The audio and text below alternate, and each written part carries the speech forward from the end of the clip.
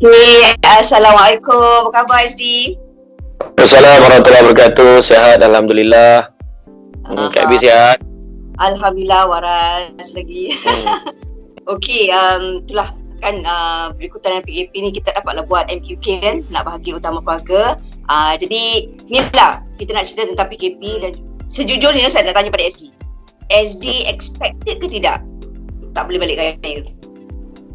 Saya kalau keadaannya sentiasa bersedia lah lepas pada sebab kita hari-hari meninjau kepada statistik kes, bilangan kes daripada masa ke semasa, peningkatan yang kena jangkitan, lepas tu dengan pertumbuhan kluster-kluster baru. So saya kata ini takkan ada kita akan stop PKP awal, saya fikir macam tu lah. Jadi benda ni akan membawa sampaikan bila melihat kepada beberapa majlis agama Islam juga telah mengisytiharkan bagaimanakah cara sembahyang sunat Aidilfitri di rumah sendiri. Jadi kita dah jangka kemungkinan besar dia akan melibatkan kepada akan efek juga dari segi perjalanan nak balik kampung dan sebagainya. Saya memang rasa lah dah bersedia lah. Macam isu COVID-19 ni lah. Pada orang yang negatif dia akan pandang PKP ni sebagai satu musibah. Tapi pada orang yang bersabar dia akan pandang ada hikmah di sebalik PKP. Jadi mana kata kita nak jadi yang mana? So tanya diri kita berada di yang mana? Kan? Jadi itu sebabnya bila tak ada siapa tu sebabnya bila ada baru ni kalau kita tengok ni sebagai contoh lah saya sentuh mungkin tak berkait. Kalau kita tengok macam mana netizen dengan selebriti bergaduh baru-baru ni kan tentang kenapa dia dapat bantuan, dia tak layak bantuan. Sebenarnya dia macam ni tau, dia macam seolah-olah saya berlawan dengan KAB, lawan cakap, saya kata KAB tak patut makan Milo, saya kata minum Milo. Lepas tu KAB jawab kat saya, Samsul tak patut minum TO. Jadi benda tak bertembung. Maksud saya tu apa yang dipentingkan oleh netizen tu benda lain, apa yang dijawab oleh selebriti pun benda lain. Maksud saya tak nyalahkan mana-mana, tetapi hakikat dia bila datang je serangan wabak COVID-19 ni, dia menyerang semua lapisan peringkat. Orang kaya ke tak kaya ke semua terputus hubungan. Orang kaya dia mungkin ada duit tapi orang gaji tak boleh datang rumah, habis. Dia dah biasa ada orang gaji. Dia dah tak biasa pergi beli barang, nak beli barang tak reti pula. Pun masalah juga. Terputus bekalan. Sampai akaun blok kena pusing balik. Jadi mana kata yang artis dengan kesusahan dia. Dan orang yang susah dengan kesusahan dia. Jadi mana kata kita tak adil, kita kata dia tak layak, dia layak, kita patut dapat bantuan. Sebenarnya semua orang terkesan dengan wabak COVID-19 ini. Jadi mana kata kita belajar bersikap baik, orang tu takkan mungut. Orang tu tidak akan meluahkan perasaannya kalau mereka tidak dilanda masalah. Kita kena percaya benda tu. Jadi dalam hal ini sangka baik ajalah. Kalau ada bantuan, syukur. Kalau belum ada bantuan, mana kata berdoalah kepada Allah banyak-banyak sebab ini ujian untuk kita sebenarnya. Wallahualam. Saya rasa ini dah pun jadi macam teguran daripada Allah untuk kita bermuhasabah.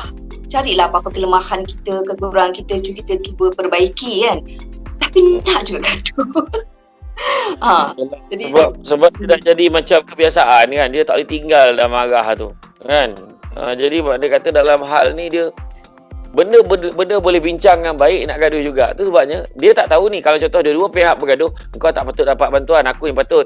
Orang ni pula cakap, sedangkan ada orang yang lagi susah daripada mereka yang bergaduh ni, tengah senyap mikir, kenapa dia orang bergaduh aku ni lagi susah apa pun tak dapat, tapi tak apalah, terus je lah hidup, dah buat macam mana. Orang tu boleh fikir macam tu kan. Jadi heran tengok orang bergaduh ni. Kalau bergaduh boleh selesai masalah tak apa kan, masalah tak boleh selesai pun, malahan akan merumitkan keadaan, jadi complicated. Orang ni dia suruh minta maaf, orang ni tak betul, macam-macam lah kan, macam-macam tuan-tuan. Itulah dia yang kita kena fikir mendalam lah. Nak pula ni bulan puasa, heran nak kita bulan puasa orang bergaduh ni, heran.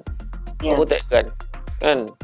Jadi mana kata dalam bulan Ramadan ni kita pandai jaga makan minum. Yang kedua, kita kena jaga ada perkara boleh batalkan puasa kita.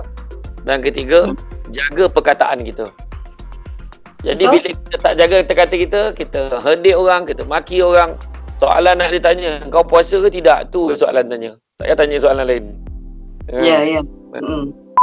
Saya dapat panggilan kat web, macam mana dalam bulan Ramadan ini ada keluarga yang menitiskan air matanya kerana pertama kali sepanjang hayat dalam rumah tangganya, daripada hari pertama Ramadan sampailah ke hari ini, tidak ada satu waktu pun mereka meninggalkan solat berjemaah. Anda bayangkan, sebelum ni nak minum, nak solat pun saya tengok kat AB terkejar-kejar bawa bungkusan makanan, nak pergi nak solat ke nak makan ke apa kan. Sekarang okey lah kan, timing relax. Kita 15 minit lagi nak Zuhur, dah boleh ready dah sekarang kan. Betul. Dan kat AB saya nak share, saya ni mungkin satu ilmu yang baik untuk semua rakyat Malaysia renungkan dan pendengar Sinar renungkan. Lepas PKP nanti ada 3 golongan manusia KB. Itu dia. Pertama, golongan yang makan gaji. Golongan yang makan gaji, dia akan maintain status quo dia pada pendapatan gaji bulanan dia, tetapi dia akan ada 2 keadaan pula. Ada yang makan gaji itu makin bagus kerja sebab bila dia kerja kat rumah baru dia sedar betapa nikmatnya kerja kat pejabat, maka dia akan kerja sungguh. Ataupun golongan yang kedua lagi teruk prestasinya disebabkan dia dah biasa relax kat rumah, maka dia akan jadi orang yang paling teruk sekali perangai bila datang nanti bertambah malas dia nak pergi kerja. Itu pertama. Golongan kedua kat bed, dia tak makan gaji tapi dia zero income. Dia hilang semua pendapatan. Dia tak ada modal apa, dia tak tahu nak buat apa dan dia nak minta tolongan siapa, nak mula kat mana pun tak tahu. Itu golongan kedua. Tetapi golongan yang ketiga, Kak Abi, sama ada yang pertama, yang kedua ni pun boleh masuk dalam golongan ketiga, iaitu dah nampak dah apa dia nak mulakan lepas PKP ni, strategi kan, dan dia sedar sekarang ini dia tak boleh bergantung harap pada apa sumber yang ada selama ini. Dia kena fikirkan alternatif, pembaruan dan langkah berjaga-jaga. Dan yang keduanya, kebanyakan yang akan bersedia apa juga hasil yang diperolehi, dia akan mula membuat langkah penjimatan dan menabung. Sebab apa?